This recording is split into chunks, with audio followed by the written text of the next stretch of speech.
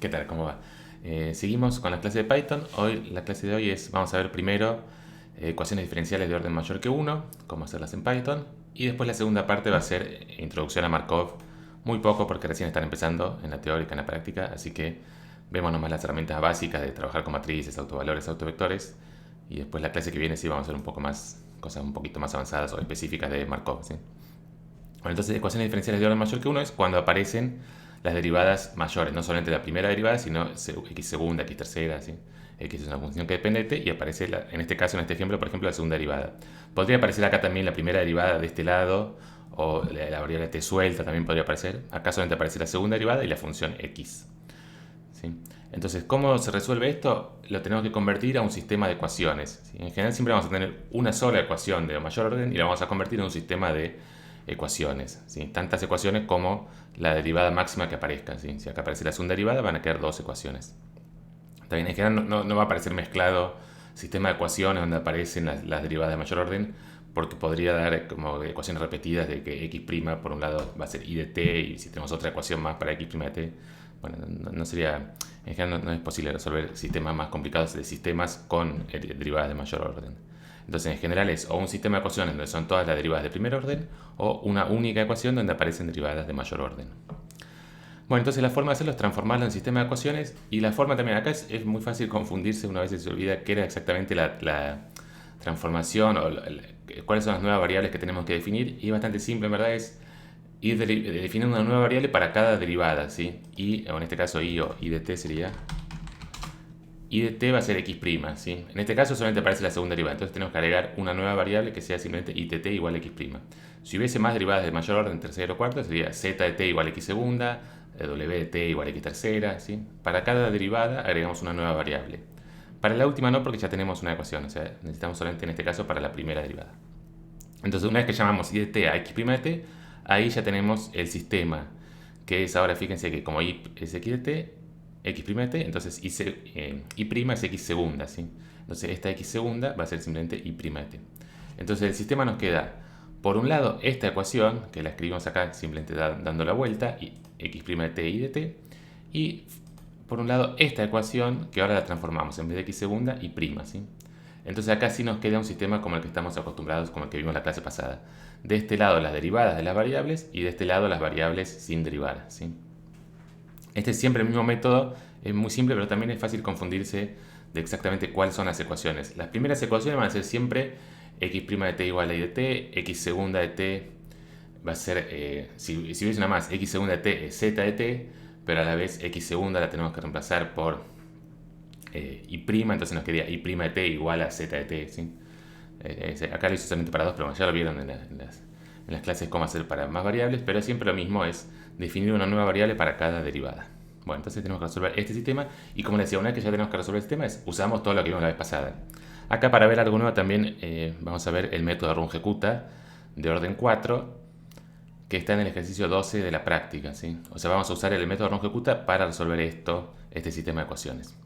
El ejercicio 12 de la práctica es este de acá, que nos dice cuáles son las fórmulas del método rungecuta, y nos dice implementar un programa que resuelva sistemas, ¿sí?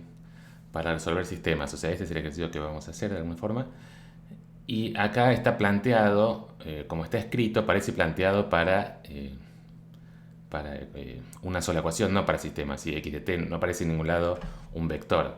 Pero es que simplemente, como vimos la vez pasada, transformar todo esto en vectores es simplemente poner rayitas arriba. Entonces, acá, bueno, podríamos pensar que está escrito para sistemas, simplemente no están puestas las rayitas en las x, hay que poner todas rayitas, ¿sí?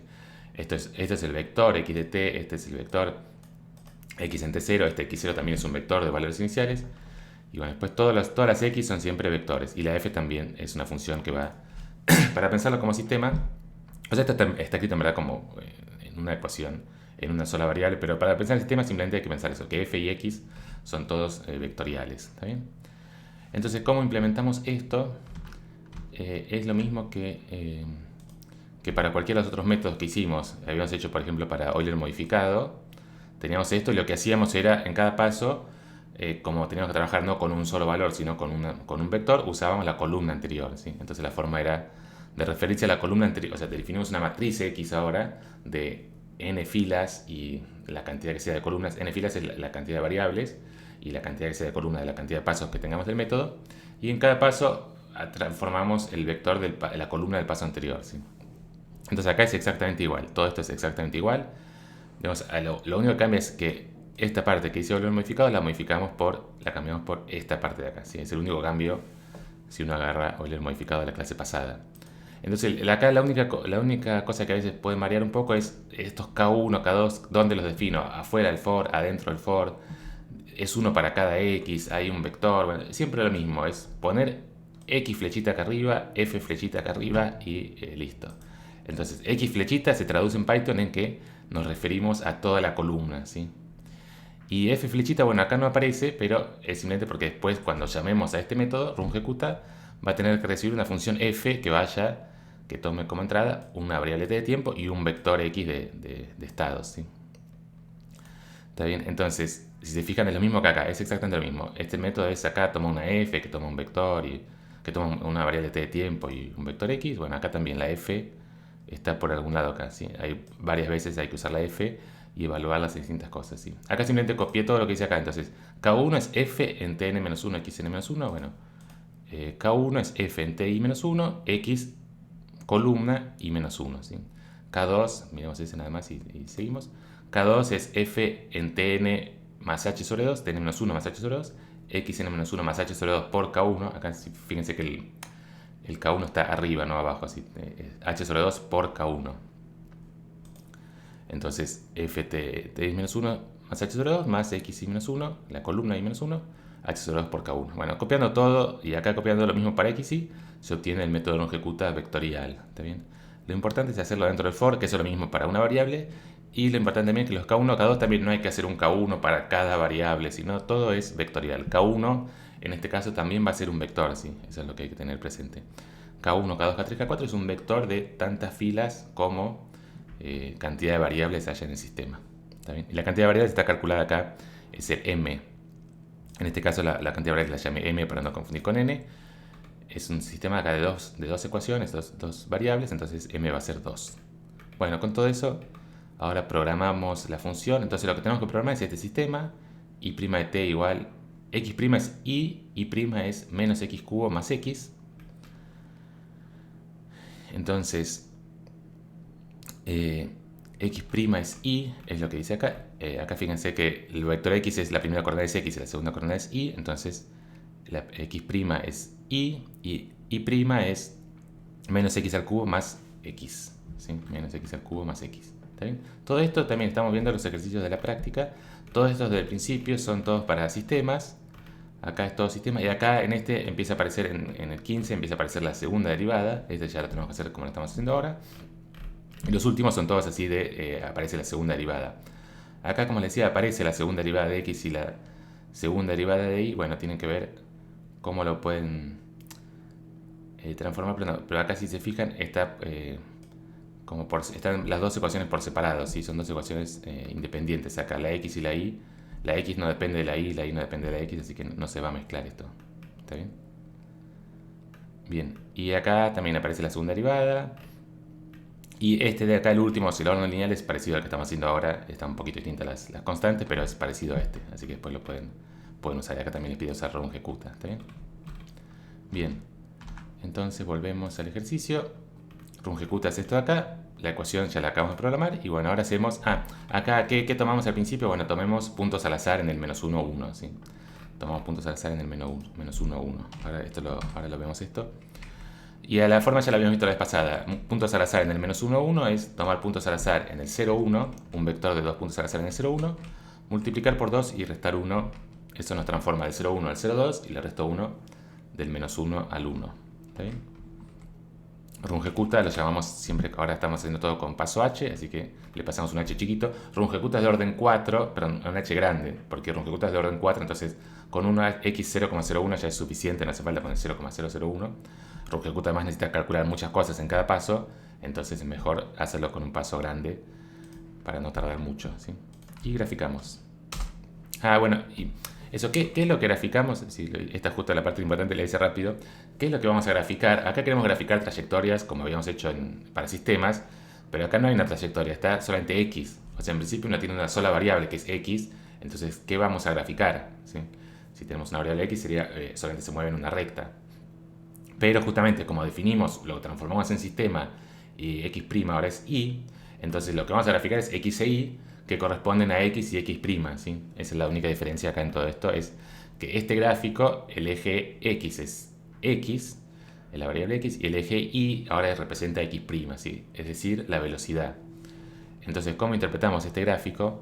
¿Cómo interpretamos estos circulitos acá, por ejemplo, estos circulitos que aparecieron acá?